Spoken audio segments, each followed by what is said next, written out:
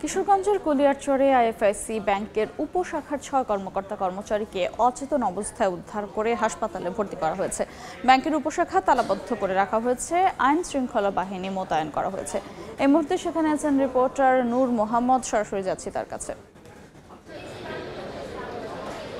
কিশোরগঞ্জের কুলিয়ারচর উপজেলার এই যে কুলিয়ারচর বাজারের যে আইএফআইসি ব্যাংকের যে উপশাখা আছে, এই উপশাখাটিতে আজকে অন্য দিনের মতোই সকালে ব্যাংকের লেনদেন স্বাভাবিক কার্যক্রম শুরু হয়, কিন্তু কিছুক্ষণ পরেই বেলা 12টা নাগাদ হঠাৎ করেই ব্যাংকের যে ম্যানেজার, শ্রমিক, ভৌমিক সহ 6 জন কর্মকর্তা কর্মচারী হঠাৎ করেই একে একে অসুস্থ হয়ে পড়েন এবং এক পর্যায়ে তারা অজ্ঞান হয়ে পড়েন। যে ব্যাংকের গ্রাহকরা এই বিষয়টি অন্যদেরকে জানাইলে খবর পেয়ে পুলিশ এবং প্রশাসনের লোকজন ঘটনাস্থলে ছুটে আসেন এবং ওই 6 জন কর্মকর্তা কর্মচারীকে বাজিতপুরের জহুরুল ইসলাম মেডিকেল কলেজ হাসপাতালে নিয়ে ভর্তি করা হয়। তারা সবাই অজ্ঞান।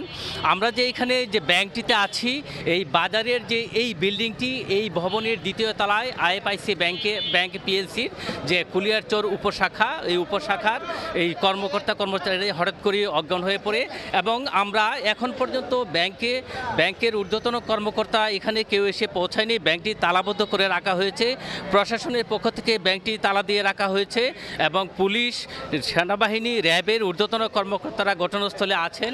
কিছুক্ষণ আগে আমরা কথা বলেছিলাম যে কুলিয়ারচর উপজেলা নির্বাহী কর্মকর্তা ফাতেমাতুজ জোহরা এবং যে ভৈরব সার্কেলের এসপি নাজমুল সাকিব, উনি যেটুকু জানিয়েছেন যে ব্যাংকটিতে তারা প্রবেশ করে যেটুকু বুঝতে পেরেছেন, তারা ধারণা করছেন যে কোনো চেতনানাশক বা কোনো ঘের জাতীয় কোনো কিছুতে তারা আক্রান্ত হয়ে অজ্ঞান হয়ে থাকতে পারেন।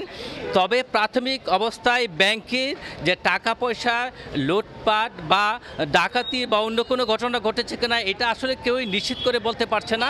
তবে প্রশাসনিক কর্মকর্তারা যেটি জানিয়েছেন, উপজেলা নির্বাহী কর্মকর্তা জানিয়েছেন এবং পুলিশের যে ঊর্ধ্বতন কর্মকর্তা তারা জানিয়েছেন যে এখন পর্যন্ত তারা ব্যাংকে প্রবেশ করেছিলেন, এখানে ব্যাংকের যে টাকা পয়সা লুট হওয়া বা ডাকাতি হওয়ার কোনো ঘটনা তারা পাননি। তো ঢাকা থেকে ব্যাংকের ঊর্ধ্বতন কর্মকর্তারা এই ঘটনাস্থলে আসছেন। উপজেলা নির্বাহী কর্মকর্তা আমাকে জানিয়েছেন যে একটি তদন্ত কমিটি গঠন করা হয়েছে এবং তদন্ত করেই জানা যাবে প্রকৃত ঘটনা কী। তো কিশোরগঞ্জের কুলিয়ারচর থেকে আমার কাছে এই ছিল সবশেষ। সরাসরি যুক্ত ছিলাম কিশোরগঞ্জে।